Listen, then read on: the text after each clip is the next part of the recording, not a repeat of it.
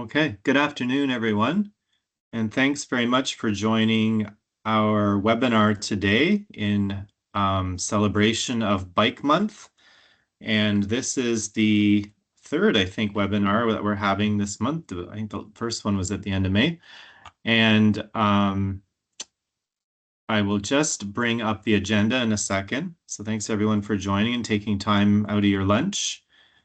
So just for your knowledge, this webinar will be recorded and uploaded onto the Smart Commute website for, if anyone couldn't tune in today but wants to learn about this topic, they can do so. So I just would like to introduce myself. I'm emceeing this webinar today. My name is Chris Leach, and I'm the Manager of Transportation Planning in the Community Growth and Economic Development Department at the Region of Durham. And I'll just go through the agenda a little bit today. So we have a welcome and about Smart Commute, and then we'll get into the webinar. And there'll be some time after the webinar presentations for questions and answers. And then there'll also be, for those that attend and stay on till the end, a gift card prize draw. And just to note, so it's any participants who arrive within the first 20 minutes are eligible. So if someone arrives 25 minutes or 22 minutes after this is started, they're not eligible. So obviously everyone here right now is eligible, but any late participants are not. So just wanted to mention that. And of course, staying at the end is good for that as well. So without further ado, I'll get into just a little bit about Smart Commute. Maybe some of you know more about Smart Commute than others, but it's an Ontario-based initiative that addresses commuting challenges. So really our role is to deliver programs that expand access to sustainable transportation options.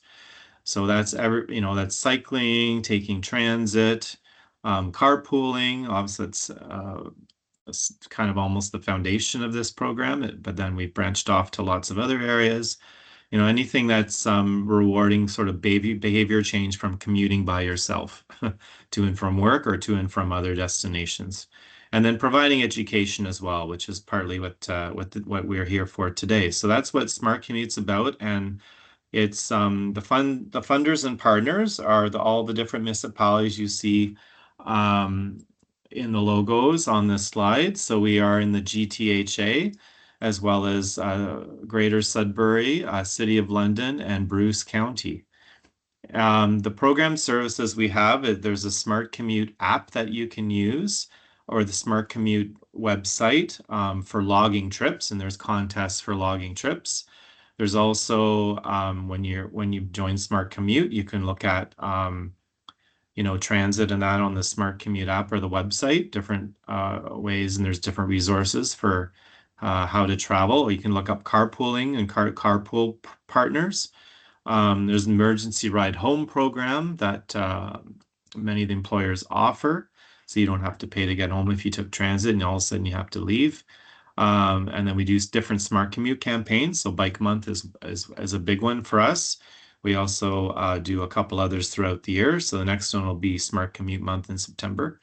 And then, we work with member organizations to look at commuter assessments and support, travel and carpooling. So that's, so to be a Smart Commute employer member, you have sort of inside access to all these different resources that Smart Commute offers. And I will turn it over to the next slide. So are there any questions at all from the pre-webinar at all before we get started?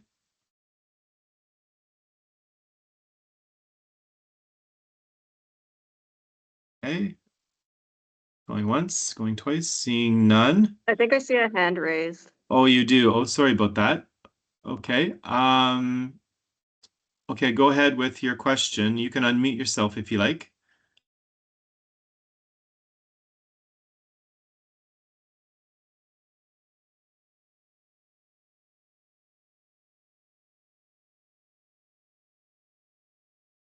To Beam, are you there? Oh, we can unmute. Okay. Well, if you do have a question, you can put it in the chat. If you guys want to talk, just put your hands up. So Hillary, you should be able to unmute yourself, but if it's just an accident, then we'll kind of carry on. Looks like the hand's down, so we'll carry on. Okay. Thanks. Okay. So there's now pre-webinar questions that are posted. And there's a question here. So what motivated you to attend this webinar? And if you wanted to fill that out, that would be great.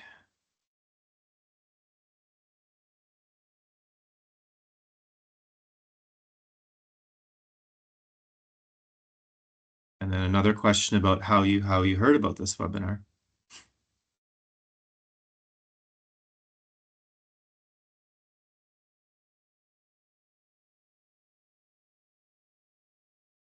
And while we're waiting, feel free to introduce the speakers.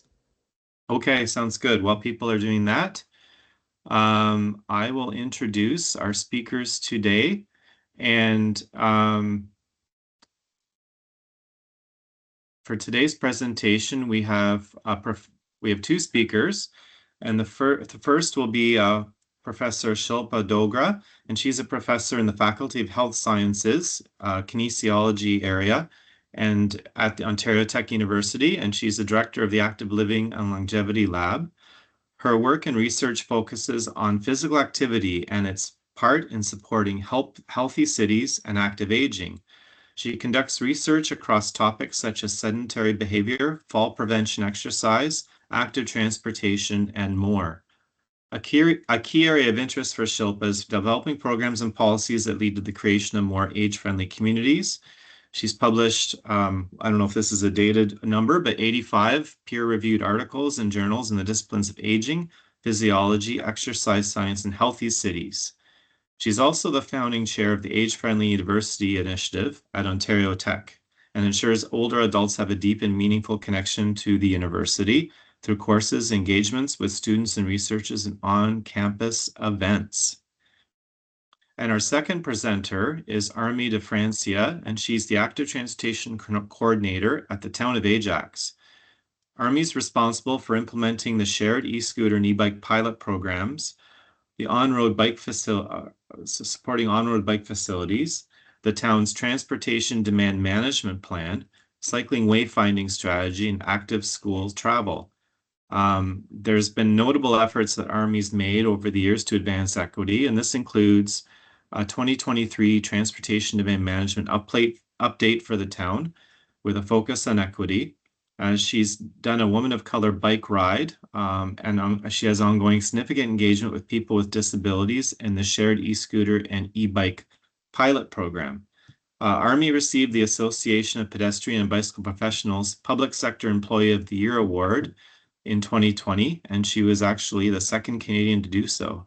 And Armi is a registered professional planner with the Ontario Professional Planners Institute. She's also a member of the Ontario Traffic Council Active Transportation Committee and is a sustainable mobility speaker. So thanks, and I will just bear with me for a second. I just have to get my other window back up. I will go to the next slide. And actually, I'll just go here and I'll stop sharing my screen. And then I'll ask Shilpa to put her slides up. Just a second here. Is that working?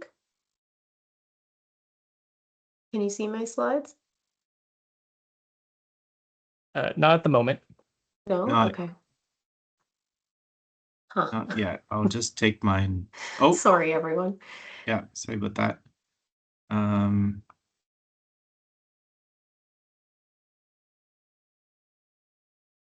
Now you're Okay, good. now you're I see good. it. Good? Yeah. Okay, awesome. Okay, am I good to go? Yes. Awesome. Okay. Thank you, everyone, for spending your lunch hour with Armi and myself. Armi is definitely the expert and has the day-to-day expertise in this area. So I'm really excited and honored to be presenting next to her. I'm going to be the boring researcher, I suppose, to start off with and give you some data and insights from the literature. But hopefully we can build on that and have a good discussion today. So as mentioned, my name is Shilpa. I'm a professor in the Faculty of Health Sciences at Ontario Tech University, which is situated on the lands of the Mississaugas of Scugog Island First Nation, covered under the Williams Treaties. Armi and I chatted a little bit about how we wanted to approach this webinar, and the first thing we kind of thought about was it's so important when we're doing work in this space to really start with understanding our own positionality. So we'd like to start in that place, and maybe if everyone wants to take a moment to reflect alongside of us. When you're doing work in this space, it is important to understand what is it that's impacting your approach to the kind of work that we're doing. And so when we talk about positionality, we're talking about our identity, intersectionality, the lived experiences we have, and our expertise as well. So, what is the training that has brought us to this point? And all of those things collectively shape who we are as individuals and also shape our approaches to different decision-making activities. Oh, did I mess up the screen share? Sorry. I'll put that back up in a second. I just wanted to read my positionality statement. I find it really helpful to have something written so that you're properly reflecting upon your positionality. I'll throw the slides back up in a second. So talking specifically to my positionality regarding the work that we're talking about today, I'm a cisgender, heterosexual, able-bodied woman of color. I'm the proud daughter of immigrant parents from India, and I'm a settler on these lands. I come from a collectivist culture that values older adults. I spent countless early mornings walking with my grandparents through the communities they live in India. My view of our communities is shaped by those experiences and focuses on creating age-friendly spaces for older adults to move in and to live in. I also learned how to ride a bike as a young kid growing up in Fredericton, New Brunswick, down our little hilly neighborhood streets, sidewalk. My bike was my freedom, and as I got older, it was my ability to be independent, which I think is a story that resonates with a lot of youth. I've been a weekend road biker for probably over 15 years now, but last year a deer hit my car. I didn't hit the deer, it hit my car. And I had purchased a pedal assist e-bike a couple of years ago and realized that I live quite locally and I can use my pedal assist e-bike to get to campus, and so I haven't replaced my car. So I'm officially car free, although there is another car at the household. My worldview of current active mobility is further shaped by my experiences as a cyclist and a pedestrian on the roads of Durham Region. So I just wanted to share the space that I'm coming from, and maybe Armi, I'll hand it over to you to do the same, and I'll figure out how to get the slides back up. Sure. And I want to thank everyone for bearing with our technical difficulties today, even on my end as well. Yeah, so that was very beautifully said. On my end, I am also a daughter of immigrants from people who have come from the Philippines, and I have the privilege of my family coming here by choice. Also, discussing our positionality, it is also useful for an individualized land acknowledgement. So I thank Shilpa for starting this. I did grow up here. I do have a Canadian education, so that does affect the opportunities I've been able to access as a result. I did also grow up somewhere, I did grow up middle class-ish, in a neighborhood that was still pretty car dominated. Funny enough, there was actually this location that ended up getting a traffic signal after a few years after me as a 12-year-old ended up crossing there when I shouldn't have, and almost getting hit by a car. And yeah, and I also experienced this world as a racialized woman, able-bodied, cisgendered as well. But nonetheless, I use whatever I can and try to gather people together, break silos, and to move together towards mobility equity. Awesome, thank you. I hope everyone takes a moment to maybe reflect on this as well and think about how your own life and your identity is influencing the way you're approaching engagement, which is kind of part of the conversation today, but decision-making in general. So I'm going to focus on the evidence on equity in active transportation. I've really just kind of handpicked a few studies to talk to kind of get the conversation started, talking about different equity deserving groups. There's quite a bit out there, and I will point you to some researchers that you may want to sort of pull the thread on and find more of the work that they do. Obviously, I'm an academic, so I'm going to plug some of my own work as well. A couple of years ago, we were fortunate to get some funding, and we used part of that funding to do a review of the literature to try and understand what are some of the barriers and facilitators that people from equity deserving groups are facing when it comes to participation in active transportation. And so, not surprising, we found things like walkability, density, points of interest, and English proficiency were quite important when it came to factors that influence active transportation in people of color. And in the group of people with disabilities, the literature shows, of course, the physical environment, the built environment, and safety are important factors. So, nothing really to write home about here. I think all of you probably are fully aware of that. What we did was we tried to look at that literature as a whole and come up with some recommendations. So here are some of the recommendations. If you're in a municipality with immigrants from a specific group, ways that you can facilitate wayfinding or to add QR codes to signage or to different sort of transit apps. There might also be an opportunity to train public transit employees and staff, especially bus drivers, with regards to supporting newcomers and, again, creating apps and maps in different languages. Maps and signs should also clearly indicate accessibility related factors. And this is something that comes up quite a bit when you're working with people with disabilities is, there's signage about specific things, but you don't actually know sort of the slopes or whether they'll be able to, take a mobility aid into that specific area. So simple things that can go a long way for people from different equity deserving groups. One of the kind of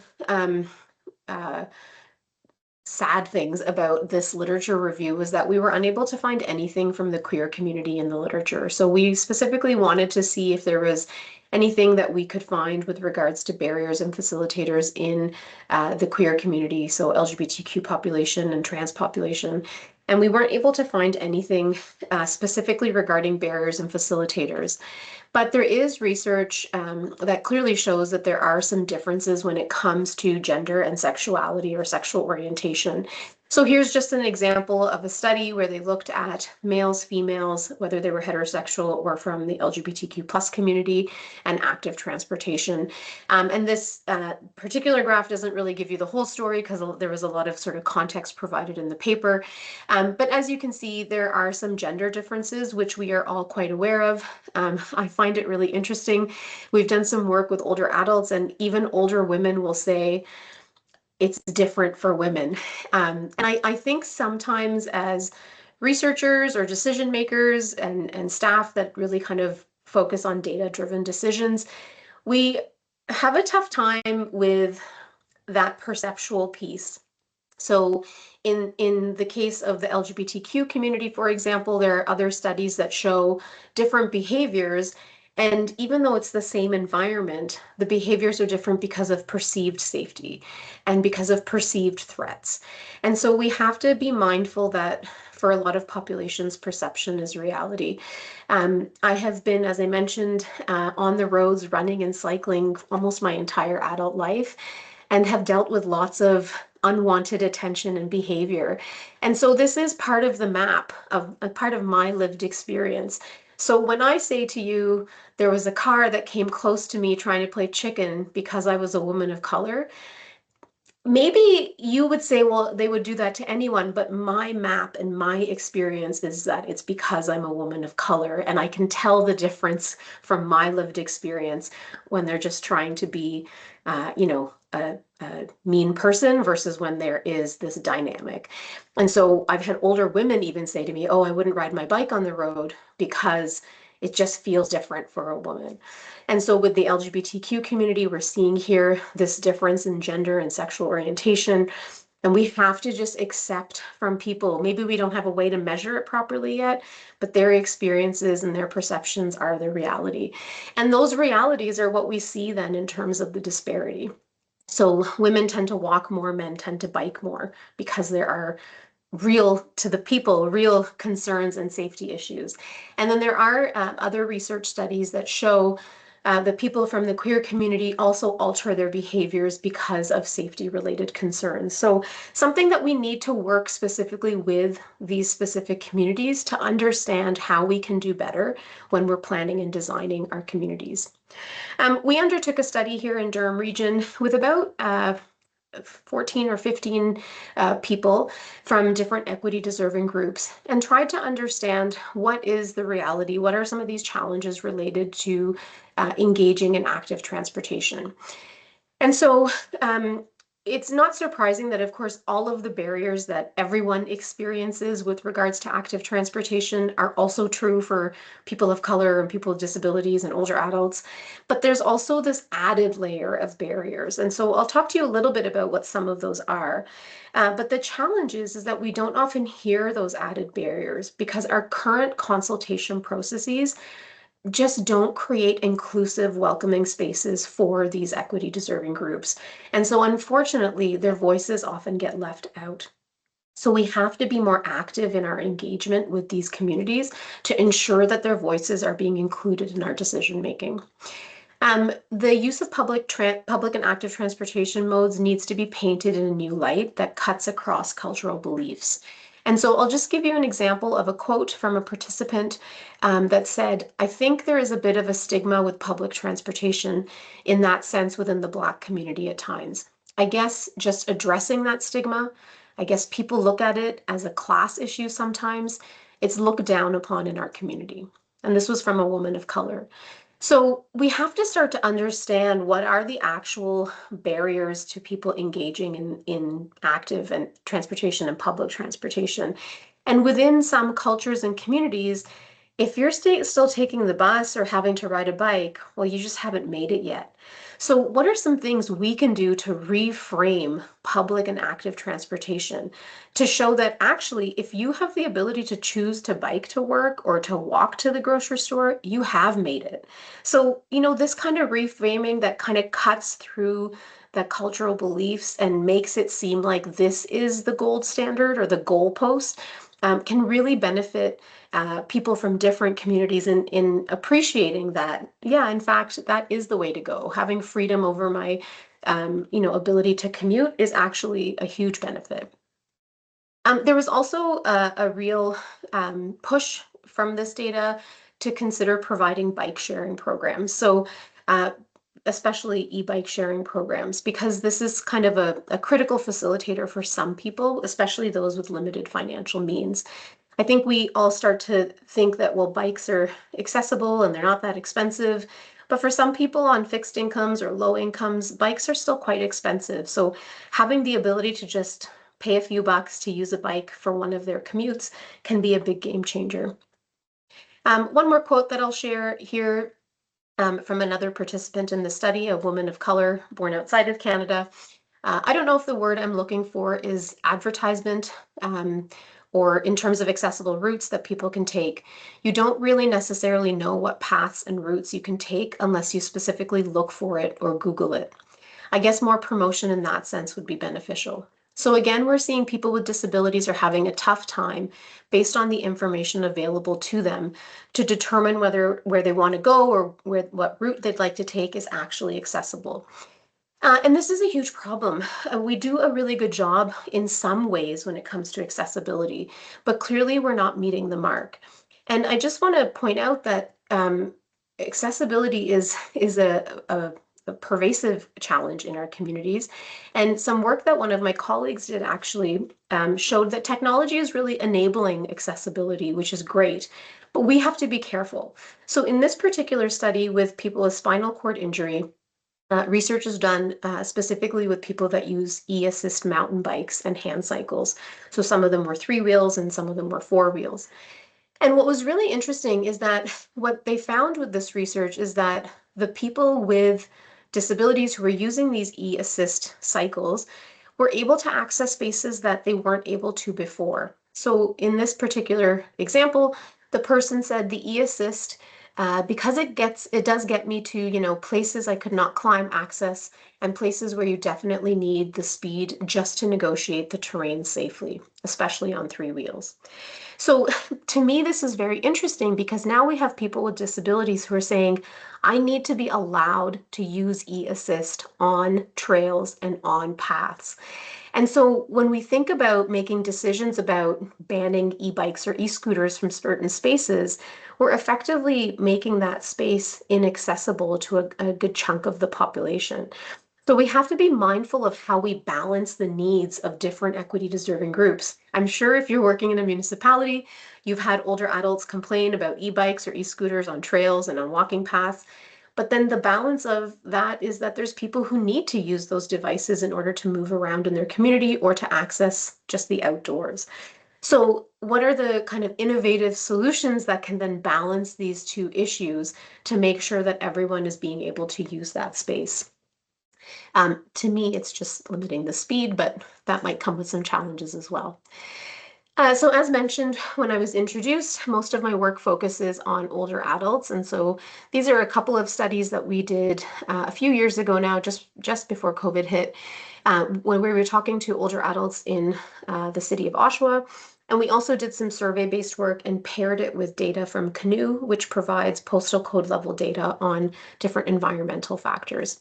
And so collectively between those two studies, we kind of found what we have on this slide here. If you look at the first graph, the active living environment score for 4 neighborhoods in the city of Oshawa, we have the 4 neighborhoods across the bottom and the score across the y-axis. And the best possible score for the active living environment is a 5. All 4 of those neighborhoods were below a 3. The next graph looks at walk, bike, and transit scores for those 4 neighborhoods, where a minimally supportive environment requires a score of 50. And as you can see, almost all of those neighborhoods for all 3 of those scores was below 50. And so it's not surprising then when you hear older adults say things like, I won't even ride my bike on the road anymore. To me, it's just too scary. Walking is too dangerous because of snow and sidewalks. When we surveyed older adults in those different neighborhoods, we found all sorts of different constraints. They varied across neighborhoods, some newer neighborhoods, some older neighborhoods. But generally speaking, what we found was that older adults would say, you stay home. And this is really depressing to me because all of these communities are committed to being age friendly. But when we talk to the older adults, they just say it's not worth it. It's not worth walking or biking. I just stay home. And so what we're effectively doing is designing communities that are forcing older adults into social isolation because it's not worth the risk to leave their home. And that's something we really need to think about. Like, what are we doing wrong when we're designing these communities? Some of the neighborhoods represented in the sample were newer neighborhoods with new development standards for walking and parks, but it's not meeting the needs of that particular population. I'll close out with a couple more slides here before I hand it over to Armi. I just wanted to point you to this group and who did a really cool sort of Canada-wide analysis of cycling infrastructure. If you're interested in more research on equity and cycling, Megan Winters, who's the second author posted here, is a fantastic researcher in this space based out of Vancouver. She's got tons of papers. If you kind of pull the thread and Google Scholar on her, you'll find lots of fantastic things. So in this particular study, what they found was that cycling infrastructure was generally more equitably distributed in large cities. So if you think about your metropolitan Torontos and Vancouvers and Montreals, not doing a bad job. But once you start getting into mid-sized and smaller cities, there isn't that equitable distribution. And that certainly rings true with what we've seen and heard with the community. Cycling infrastructure was more accessible for seniors in mid-sized and small cities compared to those living in large cities. So that was an interesting finding on kind of a high-level scale. Distributional equity and access to cycling infrastructure varied by city. So obviously city council and budgets and the sort of commitment to cycling infrastructure is going to vary quite a bit. What was interesting, the two kind of key takeaways for me from this paper was that areas with children tend to have less infrastructure access, and there are still a substantial number of people from equity deserving groups living in areas with extremely low levels of cycling infrastructure. So when it comes to the children piece, I find this really upsetting because from a behavior change perspective, which is one of the areas in which I do quite a bit of work, we want to form habits for active transportation at a young age. But if they don't have the infrastructure to be able to safely cycle to school, then they're not going to.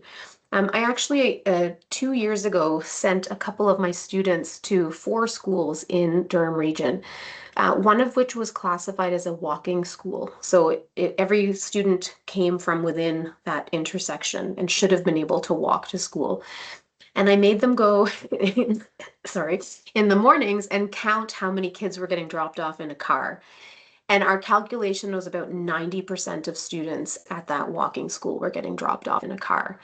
So we got to do something, right? Like maybe we need to talk to these parents and figure out what the reason is that they're dropping their kids off instead of walking them.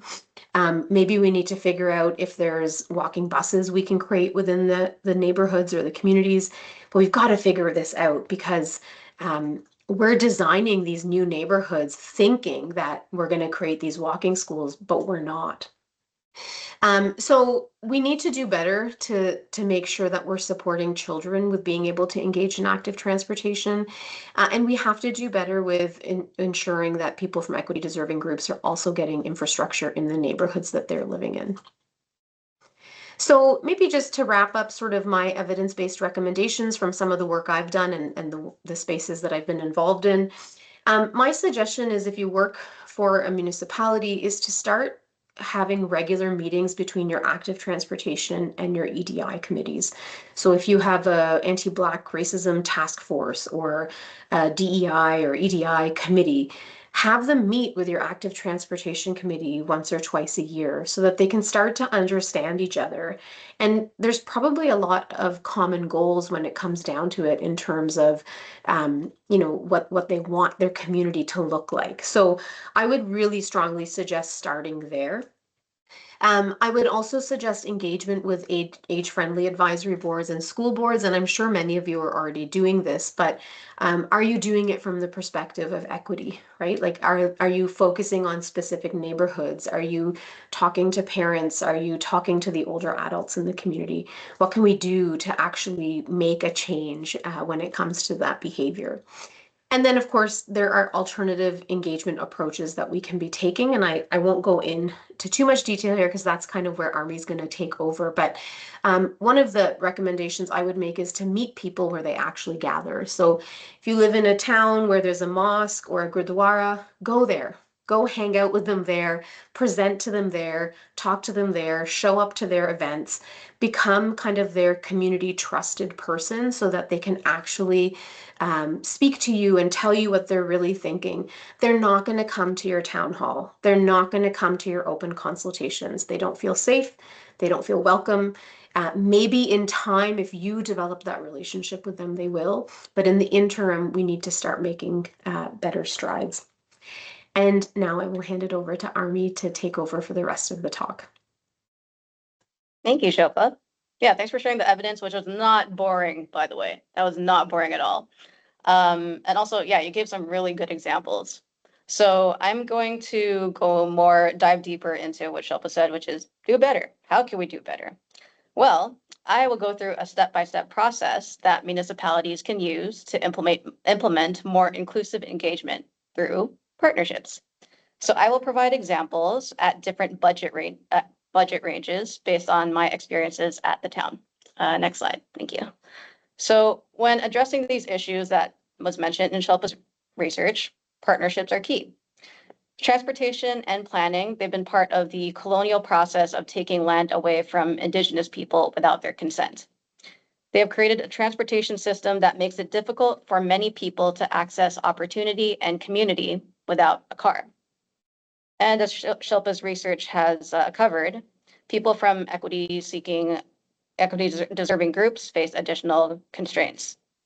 To address these disparities, we must listen and collaborate with communities facing systemic oppression.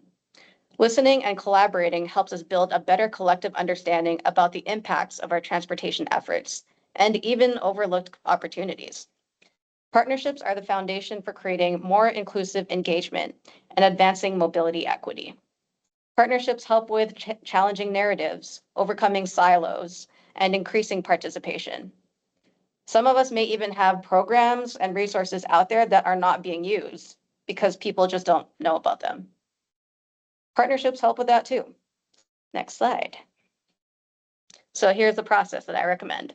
The first step is to build relationships with other departments or jurisdictions that engage communities facing systemic oppression. After that, I recommend picking a target audience that you can likely serve using your own resources and networks. Then from there, learn where they're at. What do they think about biking and active transportation? What are their barriers? What challenges do they face? What do they know? What do they not know? What resources do they know about the resources that you have? Do they know about what bike facilities exist? Do they know about bike routes in the neighborhood? So that's going to shape what type of activity that you'll do. And then the next is to create direction to engage that community. So I personally have done so using policy, bid processes, and project scope and goals. So you'll notice that in the shared e-scooter and e-bike pilot program in particular.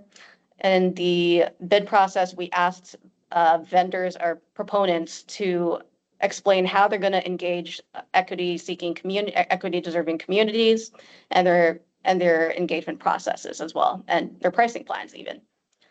Policies, we had, I think Chris mentioned the transportation demand management plan, so that's another example. And then the last step is to partner with an organization that serves that audience and to organize an activity together. Next slide, please.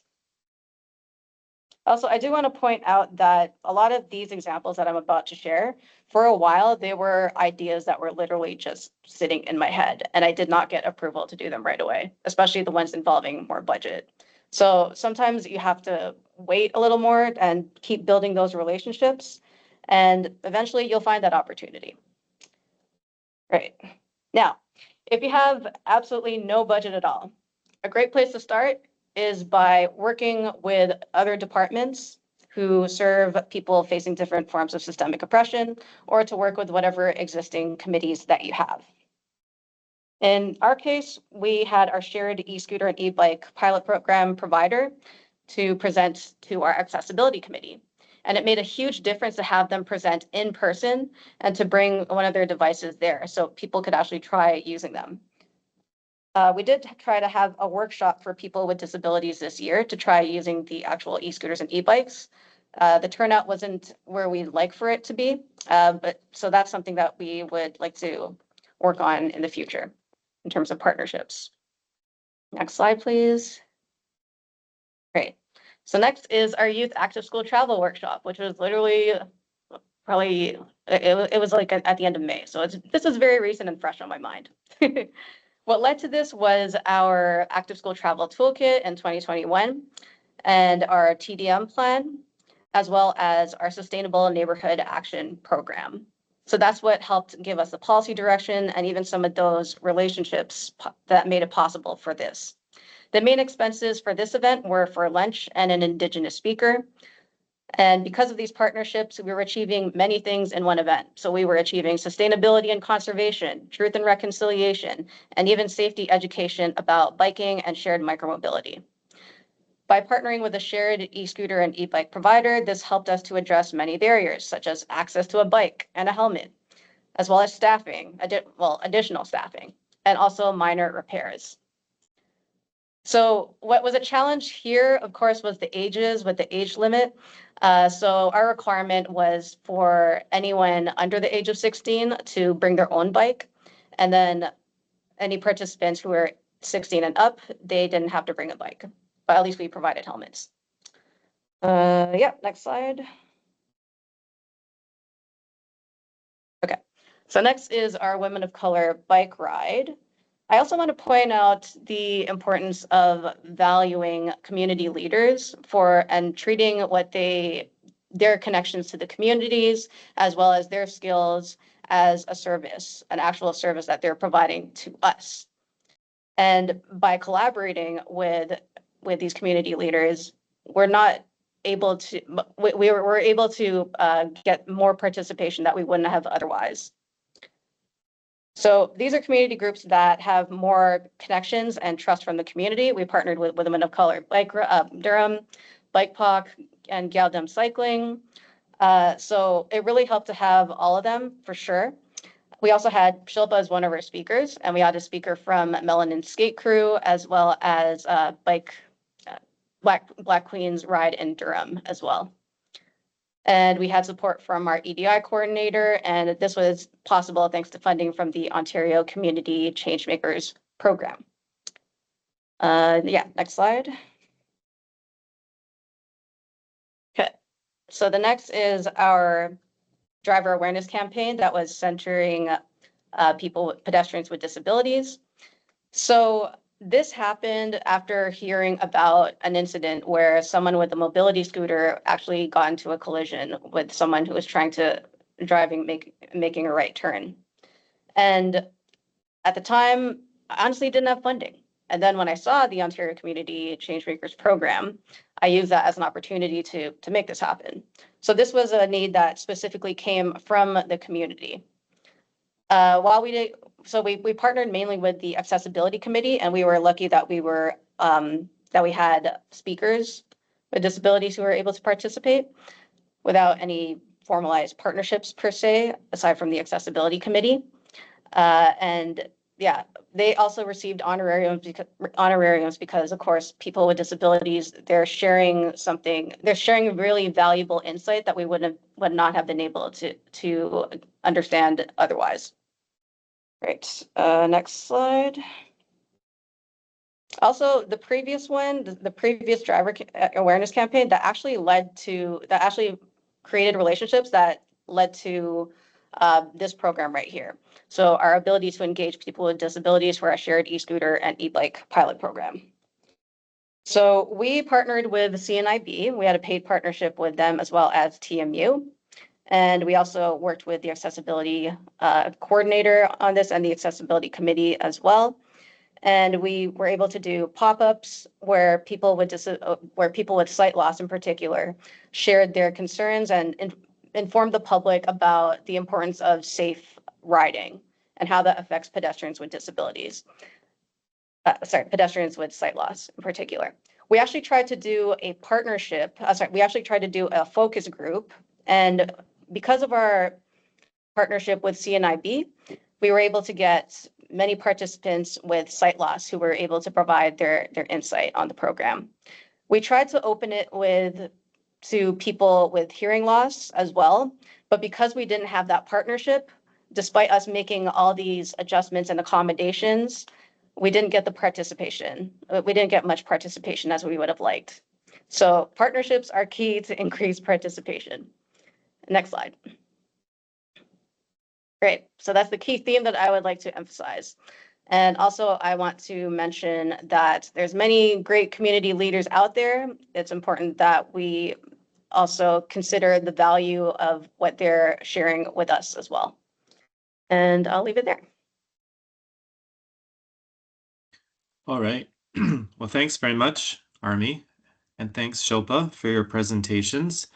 There were some really good insights there, both from the research side and from an area municipal side in terms of working together with different groups and in the community. So if anyone has any questions for the presenters, yeah, Jesse has it in the chat. If you want to put it in the chat, that's great. Or if you do put your hand up, we can unmute you if you want to do it verbally. But you do have an opportunity for questions.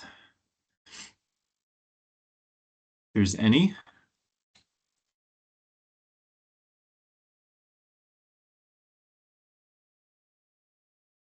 I do see a comment there. Great info. Agreed. It was great. And I guess one question I had just on the presentation was I guess for accessibility and how there's accessibility guidelines for intersections and some of the design work that's been going on, like tactile surfaces for crosswalks, and then different treatments like crosswalks and cross rides and bicycle signals, and some of these improvements. Despite that, it sounds like there's still quite a few barriers. So I guess maybe with Shilpa, just whether are some of the barriers maybe getting to these great intersections, or is it maybe because even though there are some features that have been done for accessibility, it's maybe there's additional barriers or I thought a really good statement you made was um, the sometimes the perception is the reality, right?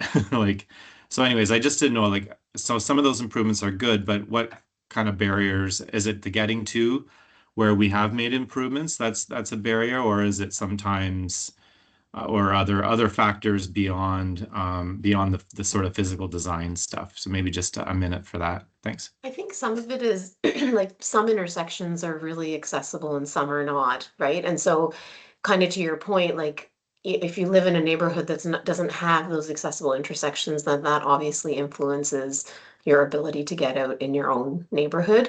But I do think a lot of it is not knowing where people can go. So certainly from the older adults and even people with disabilities that I've worked with, I know that we have X, Y, and Z in the community, but they don't, and they don't know where to find the information. They don't know where to go. If they go to one website, it only gives them information on this, but if they go to that website, it only gives them information on that. And so I think part of it, and maybe something for all of us to think about in terms of working across our kind of like silos within our workplace, is how do we get a cohesive like information database out to people so that people can literally just be like, okay, if I want to go from here to here, is it an accessible route? In the winter, is the snow cleared on that sidewalk? Is it safe for me to go? I think that might be a big first step to just making sure that people are aware of where it's safe for them to go. That's a good, okay, thanks. That's helpful. It's sometimes what we could call maybe the qualitative as opposed just the quantitative. Is there a facility here? Yes or no? What's it like? Yeah, those considerations. Oh, we do have a question in the chat as well from Mary. So the question is, how influential are these programs in changing or opening the minds of transportation staff? Is there a shift to designing new active transportation separated infrastructure? Maybe I'll start with Armi on that one. Well, I guess there can be. It honestly, it does depend on a variety of different factors. Of course, the changes made to Ontario Book 18 in 2021 has made a huge difference. And it also depends on whatever budget resources are available and also what we receive council approval on. But generally, I think that when council sees initiatives like this, and even when they hear, so for example, we actually have a counselor who sits on the Accessibility Advisory Committee. So that does help to shape certain perspectives on valuing the need for a separated infrastructure. And also, one thing I've done too that kind of has helped as well. So there, at the town of Ajax, we do have our annual Trail Fest event where we have the mayor's ride and we have a couple other rides as well. And here we've also had department meetings where we got to ride around on e-scooters and e-bikes. So that also lets people have the chance to test out different infrastructure and understand what it's like. Okay, great. Thanks, Armi. We are getting short on time. I do see a couple questions in the chat, but I can answer the first one. So bike share programs in some Durham Region municipalities. What's been the public intake? So there are the e-scooter and e-bike programs in Pickering, Ajax, and Oshawa currently, but not a public bike share. So they're all like the e-bikes or the e-scooters. So that's a question. That's an answer to that question. And then there's another question just about the role for the federal government in promoting equitable access beyond funding for construction, through programs like the federal AT fund, for example. So maybe just a very quick 30-second response to that question. Maybe Shilpa? I mean, I think so. Like, obviously, infrastructure is huge because it gets rid of the physical barriers for people. But even like the comment I made about changing the culture, like there could be federal level campaigns, right? Where like maybe public health agency campaigns even where riding your bike to work is the cool thing because we have a climate crisis and we have, the economy is going down and there's too many cars on the road and it's good for your health and all of those types of things. And maybe making it like you've made it if not that you have a fancy car in your driveway or a Tesla, but that you have a bike and you can bike to work or something. So I think there is a place, like I think it's probably not high on their list of priorities, unfortunately, but maybe we need to get together and push for some of that type of campaigning. Yeah, not just big infrastructure, but little things too. Right? All right. Well, thanks very much. I will move on. I just do have, Oh, I'll sorry, share Chris, this. do you want an answer to the bike share question as well, Yeah, or? while I'm sharing the screen for sure. Oh, sure. Okay. Yeah, I guess my quick answer to that are there's different nuances when it comes to a docked bike share program versus a dock list program. And because of those nuances and whatever is required for a docked bike share program, such as uh, permanent areas where you could permanently have a station, ability to move them, and a certain density, it's really challenging for smaller municipalities, mid and smaller municipalities to given our resources to provide a bike share program, whereas dockless is more feasible Hmm. Yeah, good point. Thanks, Army. Yeah, for sure. Okay. and more Well, flexible. yes. Okay, so there are a couple more poll questions coming your way from Jesse. Thanks, Jesse.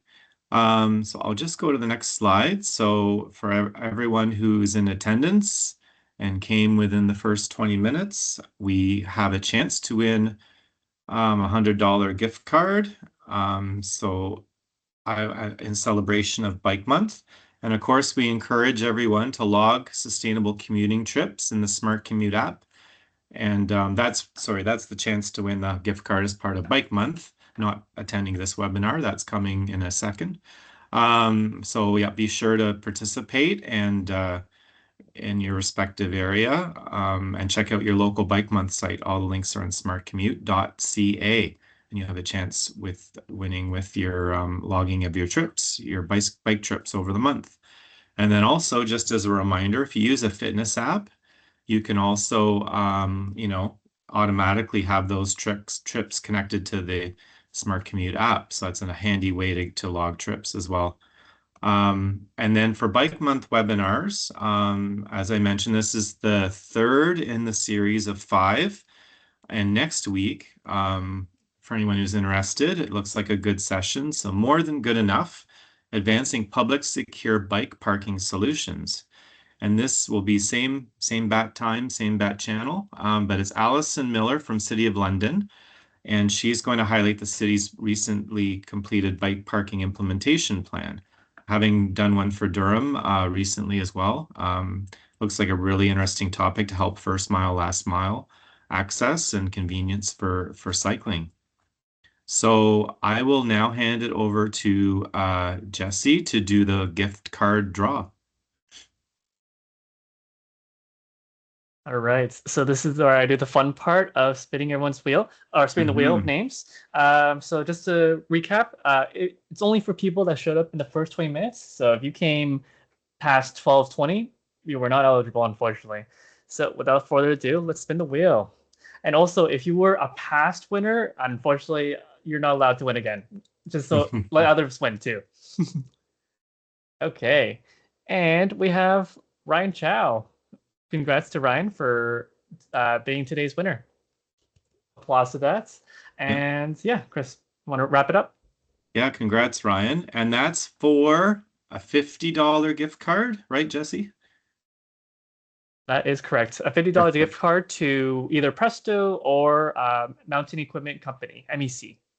Yes, perfect. All right, thanks. And then the other one we had in the presentation was for the logging contest. So for your Smart Commute region. So anyways, well, I would like to thank again our speakers, Professor Dogra, Shilpa, and Armi de Francia from Town of Ajax. So thanks very much for your insightful presentation on equity and all the research and working groups and engagement that's been done. Really informative.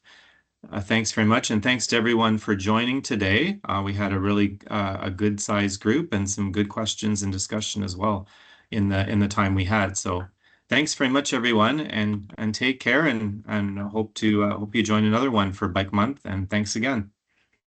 And thanks to Jesse as well for organizing all the logistics.